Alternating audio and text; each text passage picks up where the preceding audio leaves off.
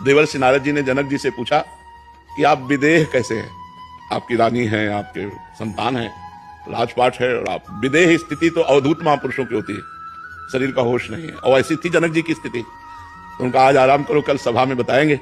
और जब रात्रि हुई तो रानी से कहा सो जाओ जा करके देवर्षि नारद जी के साथ। तो आज्ञा का पालन हुआ, तो गए। जब उन्होंने देखा कोई स्त्री आके सो, तो वो खसके दीवाल की तरफ, और खसके। जब दीवाल मिली तो दीवाल की तरफ करवट करके वो कुछ बोले नहीं, थोड़ी देर में उठी चली गई। सुबह नारद जी गए और जनक जी से कहा कौन स्त्री को भेजा, क्योंकि आपके महल में आपकी आज्ञा के बिना स्त्री नहीं जाएगी। तो क्या हुआ महाराज?